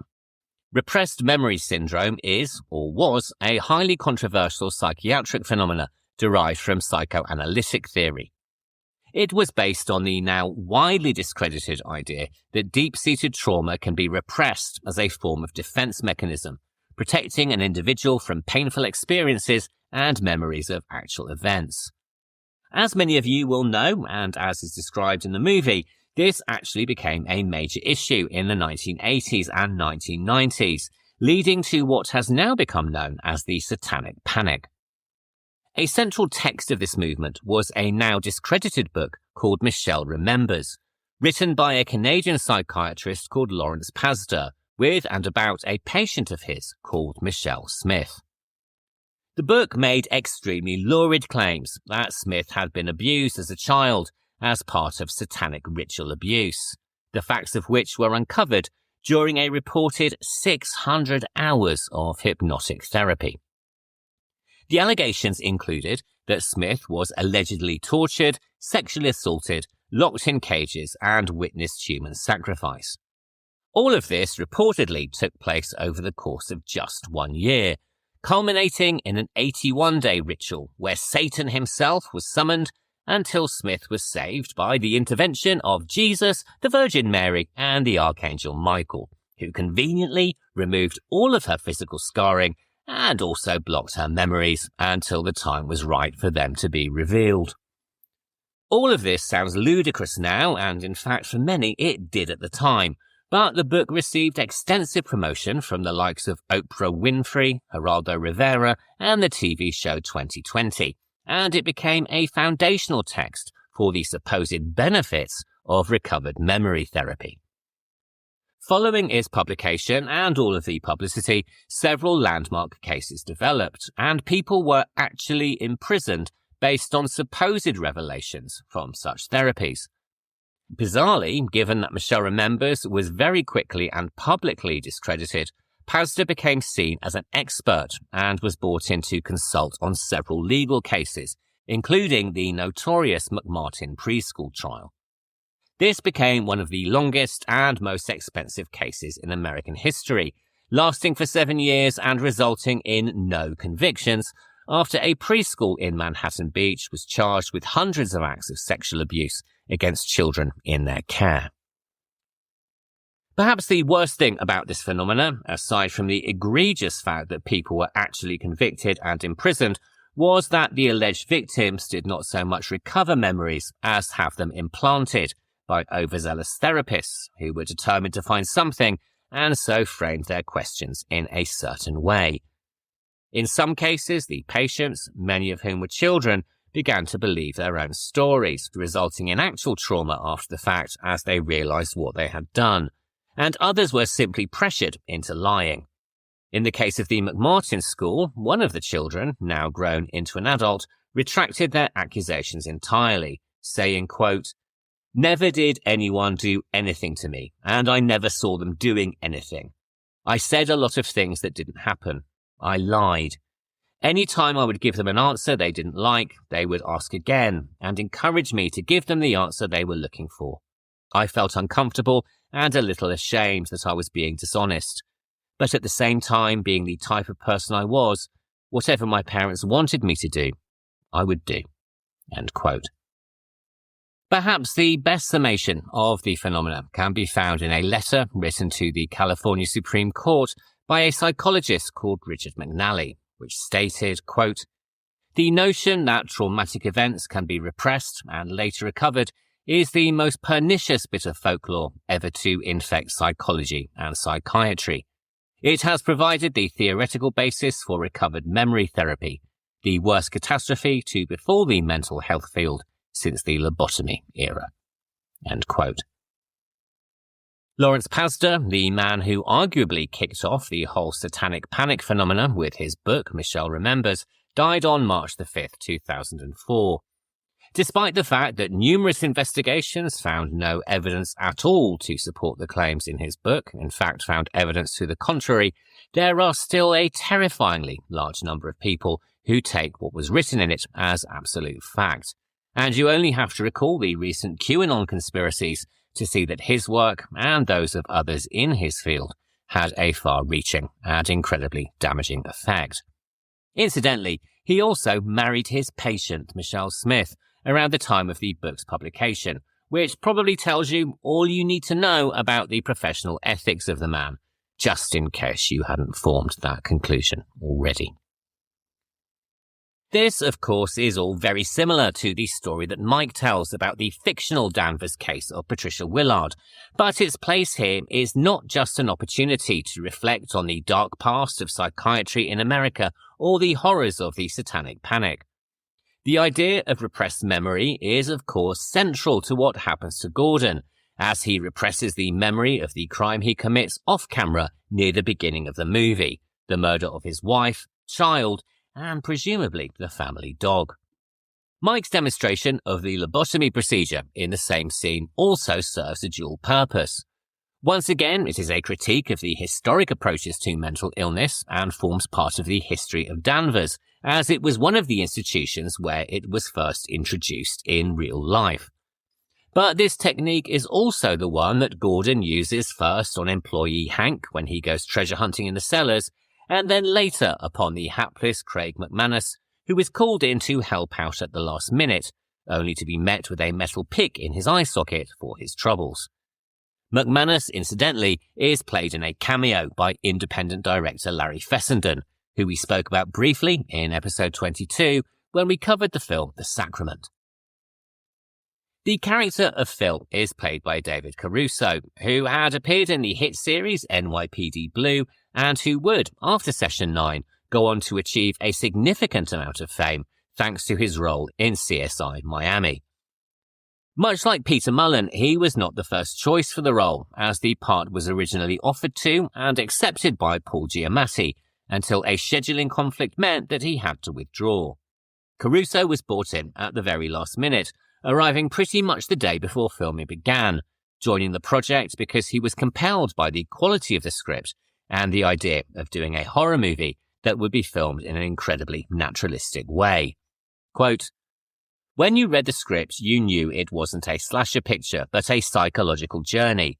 How I describe the material in the movie is that the movie, in a weird way, kind of gains your trust. It could almost be a character piece about these guys. So you don't flag that this is a genre picture and that it's intense and violent. But we gain your trust and then double-cross you, of course. When you read the material, there's a real magnetized, hypnosis, claustrophobic thing going on. It's in your head. I think the reason the picture stays with people for as long as it does is that it appeals to you on a number of levels." End quote. All of the performances are highly effective, though for my money, Caruso towards the end does dip into a certain manner delivery that seems at odds with the others, most notably when he is playing against Mullan in the movie's climax. Mullan, of course, steals the show as the rapidly deteriorating Gordon, but all of the other performances come a very close second, something that was doubtless facilitated by the filming location itself.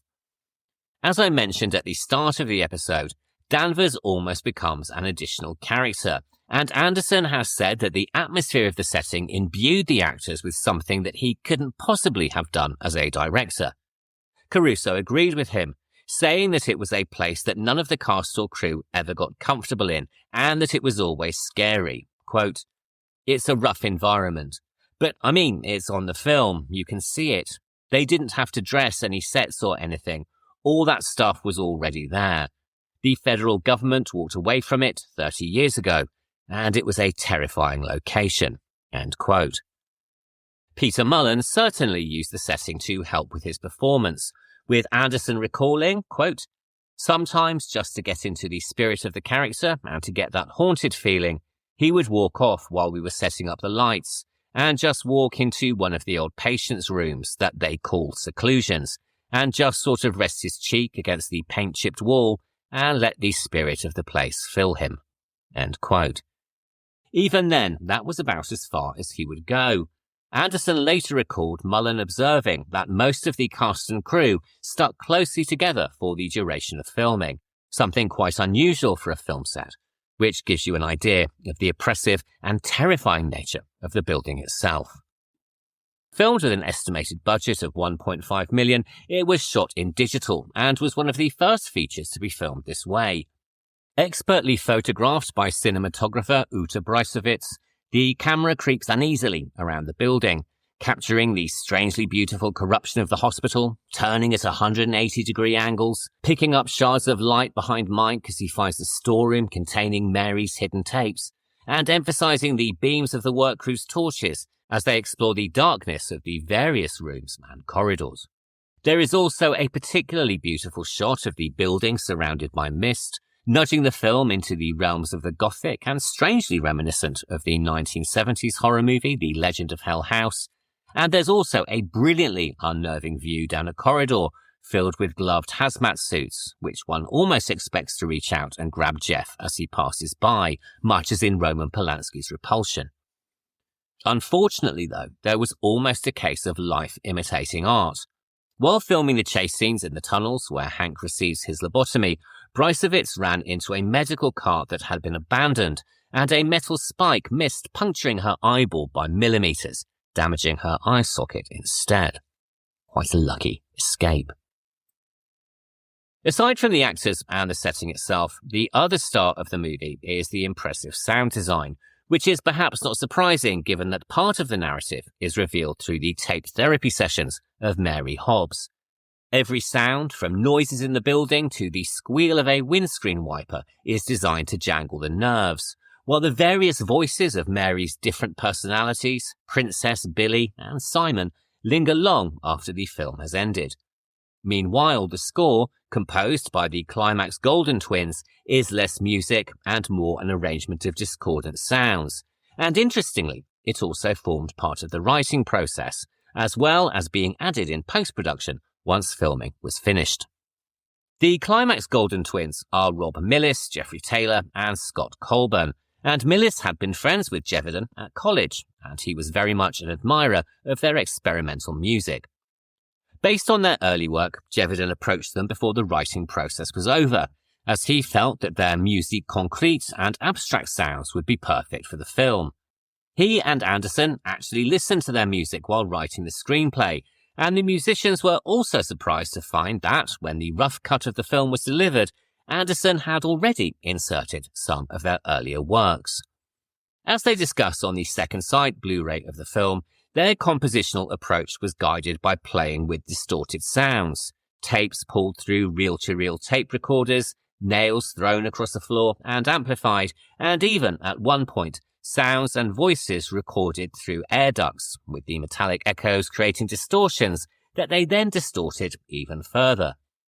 This allowed them to create soundscapes that add to the overpowering sense of dread and horror as the film slowly builds towards its climax and the reveal of what Gordon has done.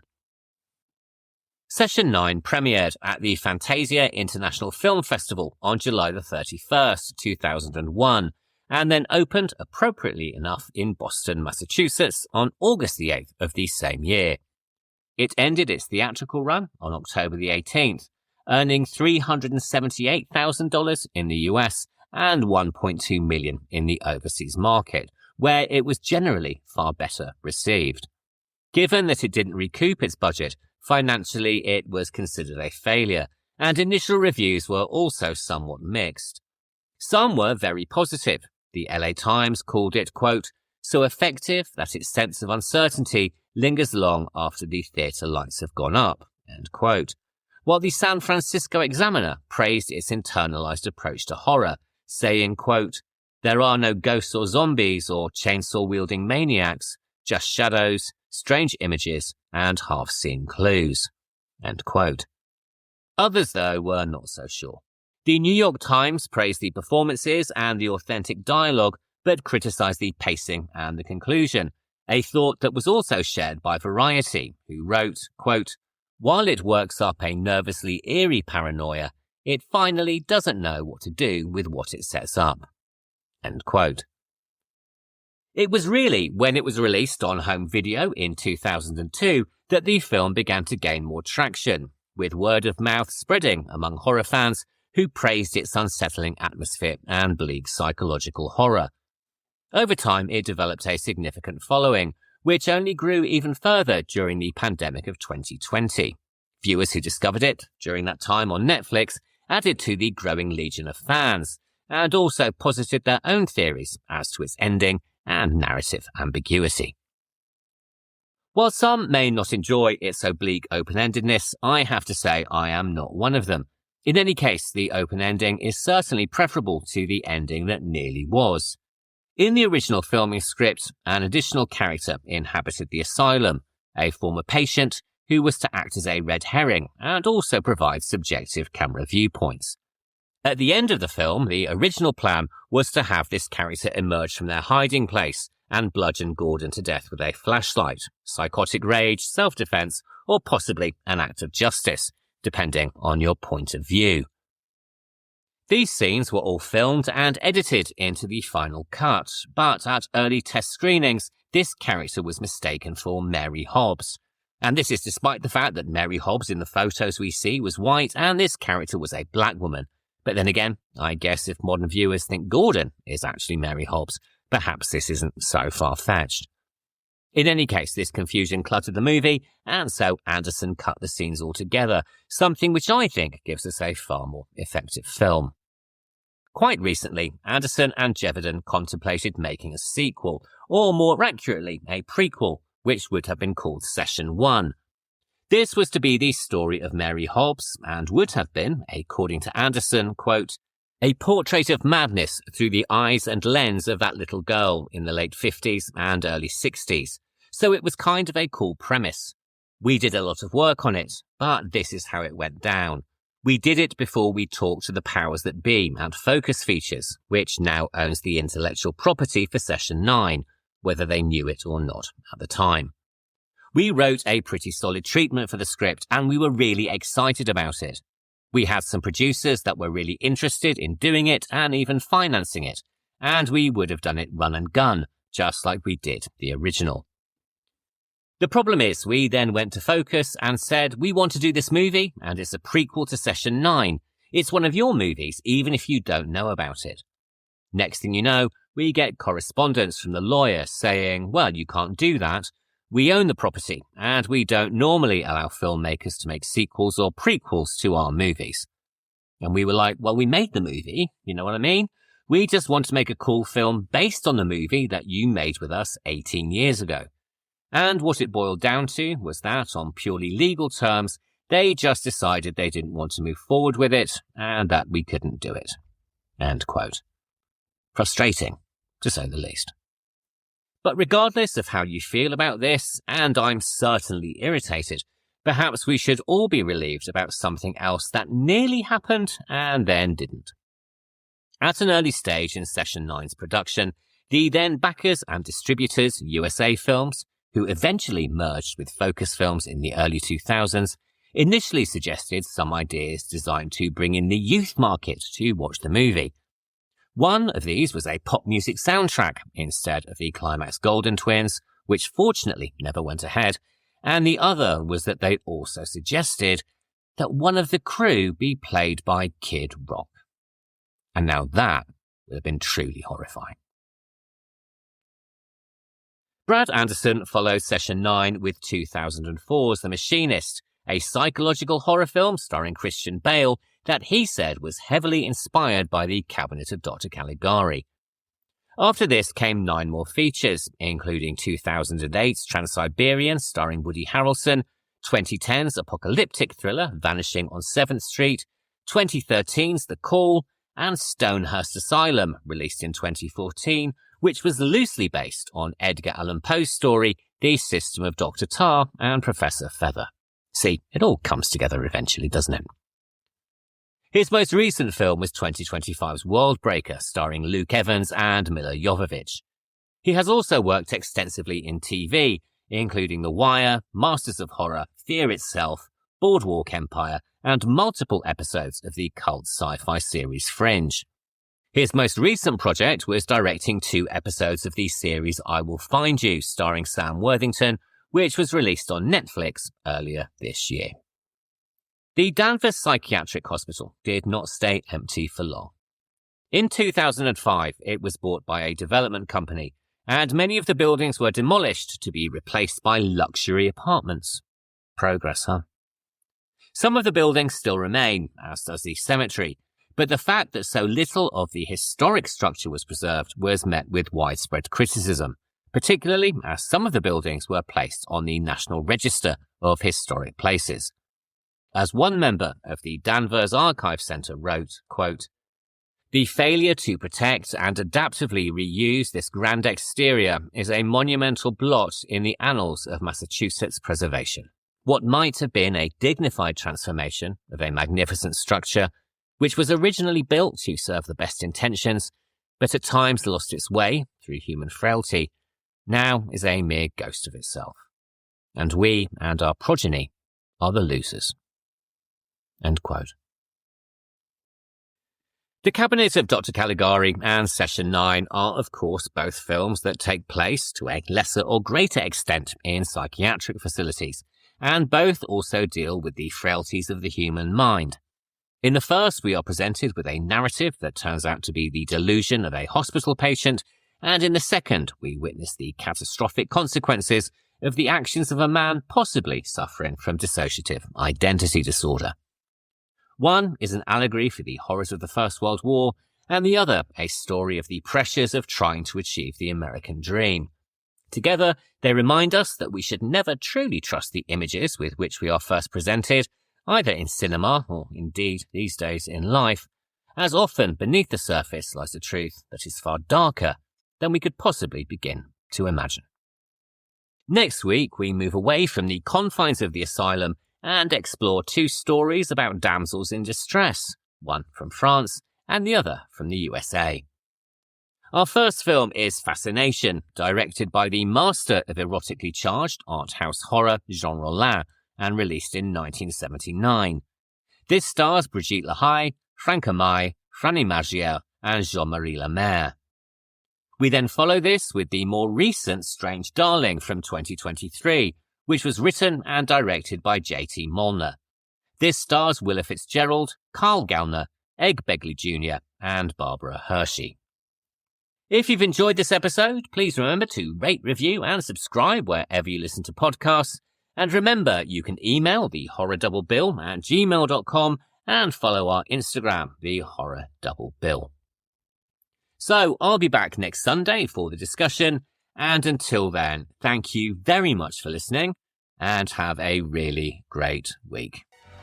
Goodbye.